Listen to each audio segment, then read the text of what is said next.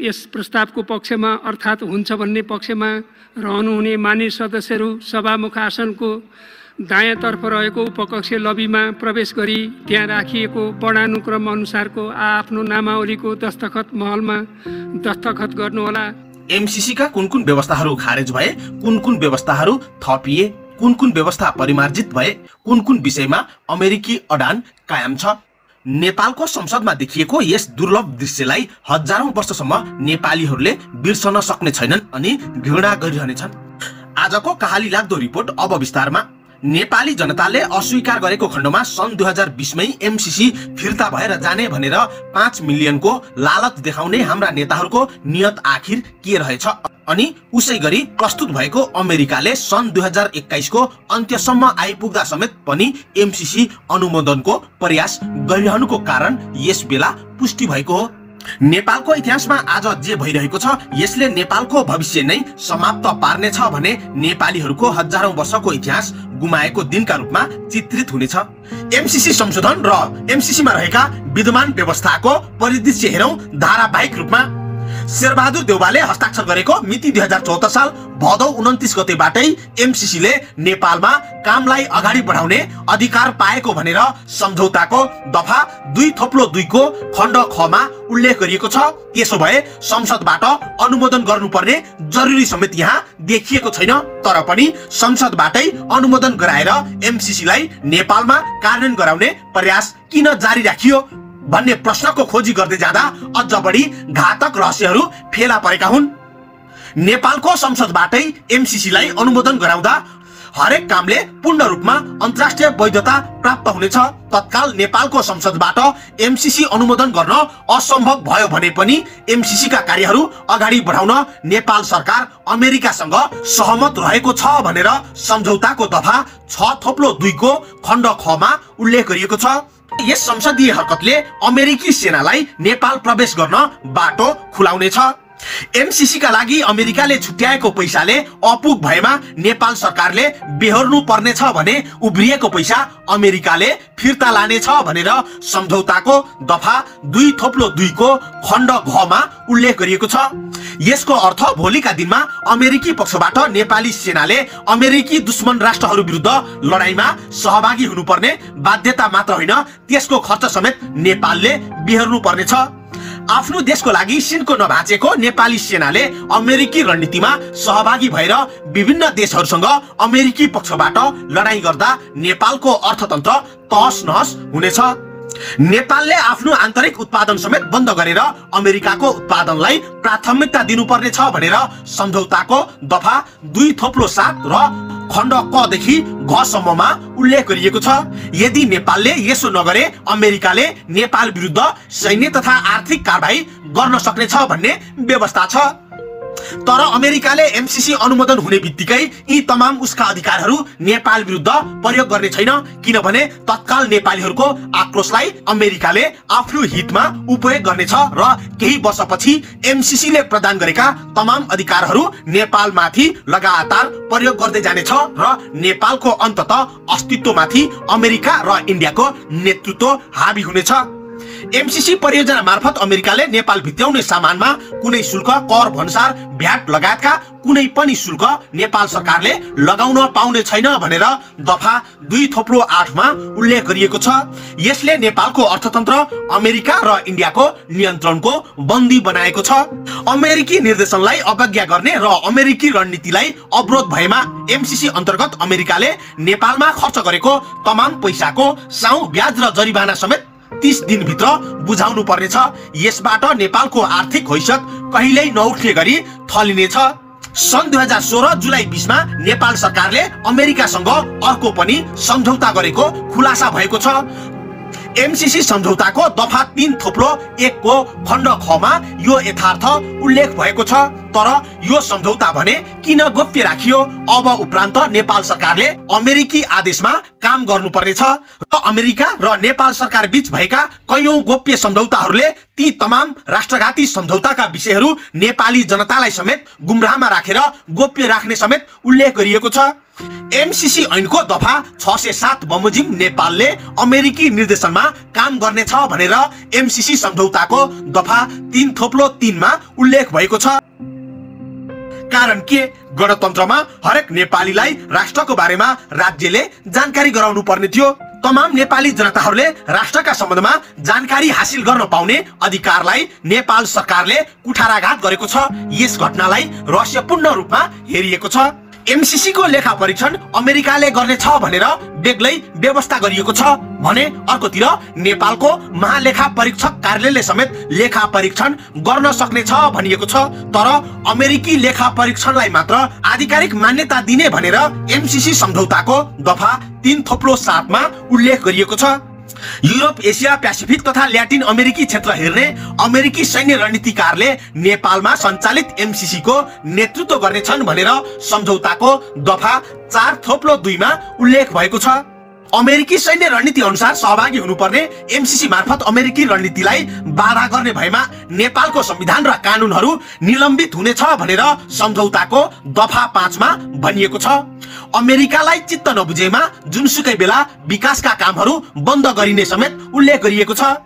त्यसबेला नेपालले अमेरिकालाई अरबौंको क्षतिपूर्ति तिर्नुपर्ने भनेर सम्झौताको दफा 5 मा उल्लेख गरिएको छ। तर अमेरिकाले गरेका कार्यहरूबाट नेपाललाई भएको क्षतिको अमेरिकालाई कुनै मतलब नहुने समेत उल्लेख गरिएको छ। अमेरिकाले दाबी गरेको जरिवाना र हर्जना रकम 30 दिनभित्र नेपालले अमेरिकालाई फिर्ता गरिसक्नु पर्नेछ, अन्यथा अमेरिकाले नेपाल विरुद्ध कारबाही गर्नेछ भनेर दफा 5/3 मा उल्लेख गरिएको छ। यस प्रावधानले नेपाललाई पूर्ण रूपमा अमेरिकी कठपुतलीका रूपमा उभ्याएको छ। यो एमसीसी सम्झौता नेपालको सदनबाटै अनुमोदन भए पनि या नभए पनि अर्थात् नेपाल सरकारले अर्थात् शेरबहादुर देउवा सरकारले 4 वर्ष अगाडि गरेको सम्झौताकै आधारमा समेत अमेरिकाले मात्र एमसीसी सम्झौता खारेज गर्न सक्नेछ भने नेपालले कहिल्यै पनि एमसीसी लाई चाहेर पनि खारेज गर्न सक्ने छैन। अमेरिकाले एमसीसी खारेज गरेको खण्डमा पनि 120 दिनसम्म अमेरिकी फौजले नेपाल बस्न पाउने अधिकार पाउनेछन् भनेर सम्झौता दफा 5/5 मा उल्लेख गरिएको छ। अर्थात् अफगानिस्तानमा जस्तै आफू खुसी प्रवेश गरेको अमेरिकी सेना पुनः आफ्नो इच्छामा मात्र अफगानिस्तान छोडेर गएको थियो र त्यसैगरी नेपालमा समेत अमेरिकी सेनाको दबदबा हुने यस सम्झौताको दफा 5/5 को उद्देश्य हो। सम्झौतालाई संशोधन गर्न सकिने भनेर सम्झौताको दफा 6/2 मा व्यवस्था भए पनि अमेरिकी रणनीतिलाई घाटा पुग्ने या कमजोर बनाउने अर्थात् अमेरिकी व्यापारमा कटौती हुने गरी एमसीसी मा संशोधन नहुने भनेर उल्लेख गरिएको छ। नेपालको संविधान र कानून भन्दा माथि एमसीसी रहनेछ अनि अमेरिकी रणनीतिलाई नेपालको कुनै पनि कानून या संविधानले समेत अवरोध गरेमा नेपालको संविधान नै निष्क्रिय हुनेछ। एमसीसी ले आफ्नो हिसाबले सार्वजनिक गर्ने सूचना नै नेपाललाई उसले पठाएको पत्र बराबर मान्य हुने समेत उल्लेख गरिएको छ। सम्झौतामा भएको यस विषयले नेपाल राष्ट्रको अस्तित्व सकिएको जस्तो गरी नेपाल पक्षलाई सहमत गराएको पाइएको छ। सम्झौताको दफा 6/3, 6/4, 6/5 र 6/6 मा यस्तो व्यवस्था गरिएको छ।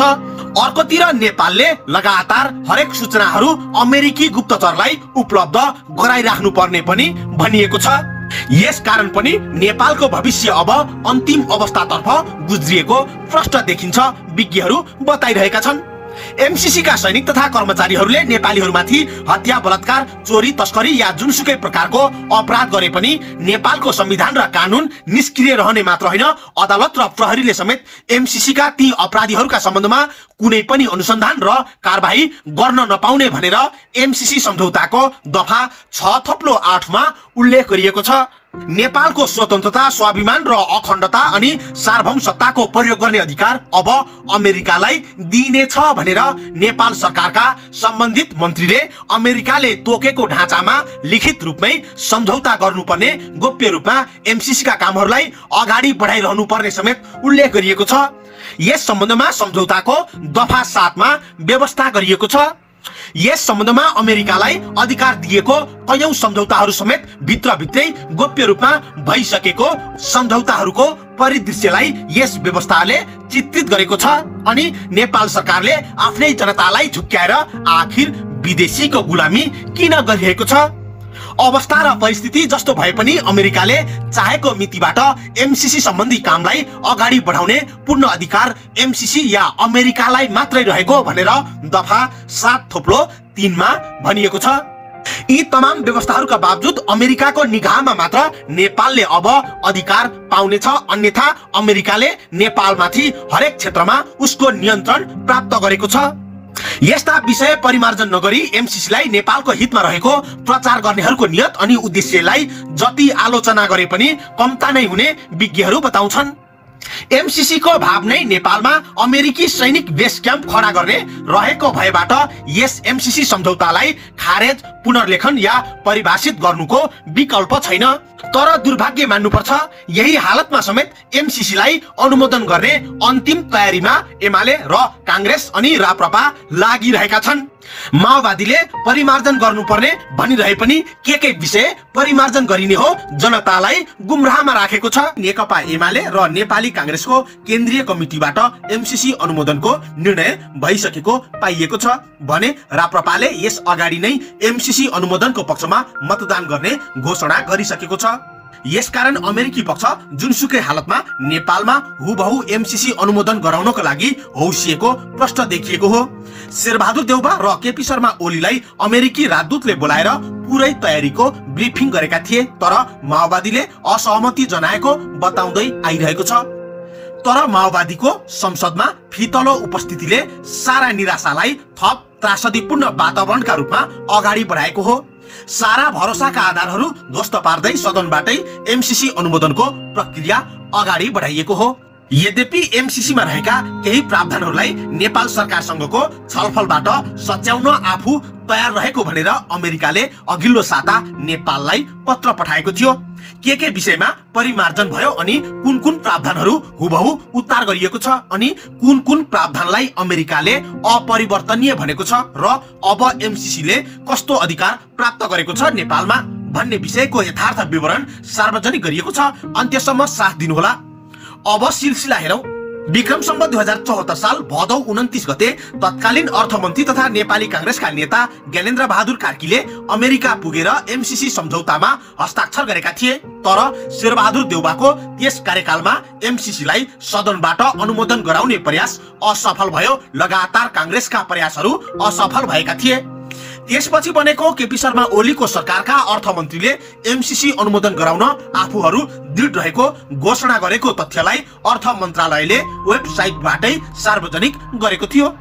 मिलियम च्यालेन्ज कर्पोरेसन एमसीसीलाई कसरी उपयोग गर्न सकिन्छ भन्ने प्रश्नको जवाफमा उनले भनेका थिए, एमसीसी हामीले खोजेको आयोजना हो। एमसीसीलाई एमसीए भनेर हामीले नेपालमा रूपान्तरण गरेका छौं। यसलाई जसरी पनि अमेरिकाले भने जसरी हुबहु रूपमा अनुमोदन गराउन हाम्रो दृढ प्रयास रहिरहनेछ भनेर अर्थमन्त्रीले भनेका थिए। यो यथार्थलाई अझै पनि अर्थ मन्त्रालयको वेबसाइटमा हेर्न सकिन्छ। त्यसपछि विक्रम सम्वत 2076 साल असार 30 गते प्रधानमन्त्री केपी शर्मा ओलीले प्रतिनिधि सभा विधेयक शाखामा एमसीसी सैन्य गठबन्धन सम्झौतालाई दर्ता गराए।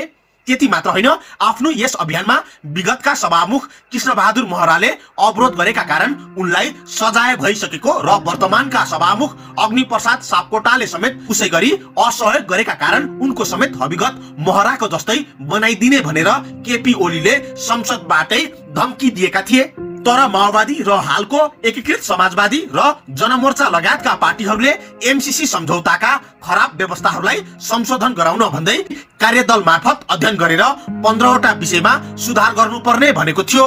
तर पनि नेपाली जनतालाई उक्त प्रतिवेदन त्यो समितिले कहिल्यै सार्वजनिक गरेन। अर्थात् माओवादी र एकीकृत समाजवादीले कार्यदल मार्फत अध्ययन गरेर 15 वटा विषय सुधार गर्नुपर्ने भनेको थियो, तर नेपाली जनतालाई उक्त प्रतिवेदन कहिल्यै देखाइएन र गोप्य राखियो। यसको कारण त्यहाँ भित्र पनि अपवित्र स्वार्थ र जालझेलको रणनीति रहेको अनुमान गर्न गाह्रो थिएन। एमसीसी कम्प्याक्ट अपरेसनकी उपाध्यक्ष फतेमा सुमार र सहायक उपाध्यक्ष जोनाथन ब्रुक्स नेतृत्वको एमसीसी प्रतिनिधि मण्डल उनीहरू नेपालमा सञ्चालित अमेरिकी सैन्य रणनीति एमसीसी का सर्वोच्च अधिकारी हुन्। एमसीसी का अधिकारीहरू नेपाल आइपुग्नु भन्दा पहिले नै नेपालको संसदबाट एमसीसी अनुमोदन गराएर अमेरिकी आशीर्वाद थाप्न एमाले, कांग्रेस र राप्रपा खुलेरै लागिरहेका छन् भने माओवादी समेत आफ्नो दृष्टिकोणबाट विचलित हुने प्रयास गरिरहेको थियो। यसरी एमसीसीले अमेरिकी सैनिक नेपाल भित्र्याएको छ भने यही एमसीसीले इन्डियाको नेपाली भूभागमा भइरहेको अतिक्रमणलाई पनि सहजता प्रदान गरेको छ।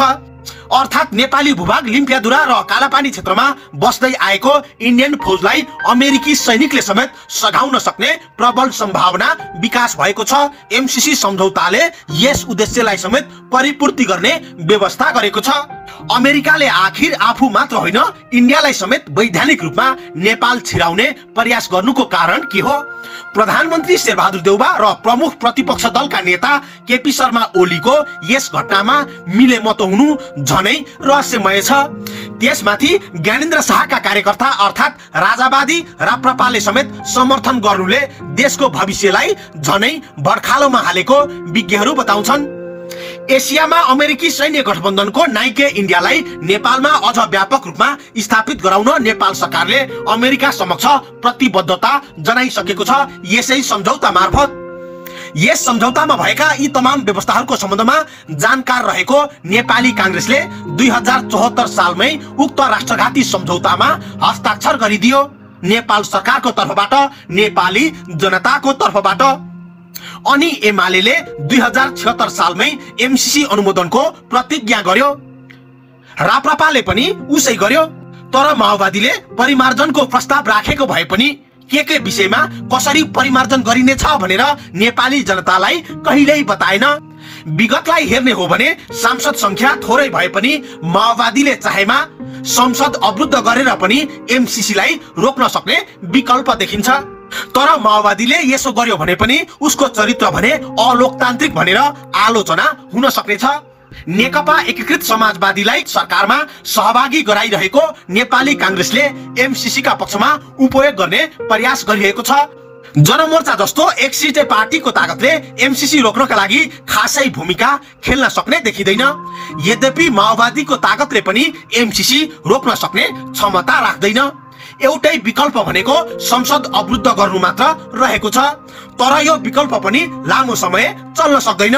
त्यसपछि जनताको जनबलले सडकबाट सदनलाई नियन्त्रण गर्न नसके एमसीसी पूर्ण रूपमा कार्यान्वयनमा आउनेछ र नेपालको भविष्य समाप्त गर्ने दिशामा अमेरिकी सैनिक परिचालित हुनेछन्। यस परिस्थितिलाई रोक्न माओवादीको भूमिका कस्तो देखिन्छ? यसले उसको भविष्य र ऊ प्रति नेपाली जनताको दृष्टिकोणलाई परिभाषित गर्नेछ र उसको भविष्यलाई समेत परिभाषित गर्नेछ। एमसीसी सुरक्षार्थ कालापानीमा बसेका इन्डियन सेनाले समेत यस घटनालाई सघाउन सक्ने देखिएको छ भने भित्र रूपमा अमेरिकी सेनाले सघाउने वचन दिएका कारण सरकारले जुनसुकै हालतमा यो सम्झौता अनुमोदन गराइ छाड्ने दृढता व्यक्त गरेको हो। ज्ञात रहोस्, अमेरिकी सैनिकहरू बेग्लै पहिचान र सिभिल ड्रेसमा नेपाल प्रवेश गरिसकेका छन् र सदनबाट एमसीसी अनुमोदन भएसँगै उनीहरूको रूप प्रष्ट रूपमा सडकमै देखिनेछ। तर अमेरिकी सैनिकको सडकमै उपस्थिति देखिन भने अझै केही महिना लाग्ने अमेरिकी रणनीति छ। किनभने उसले नेपाली जनतालाई भ्रममा पार्न केही समय अमेरिकी सैनिकलाई सिभिल ड्रेसमै नेपालमा परिचालन गर्नेछ।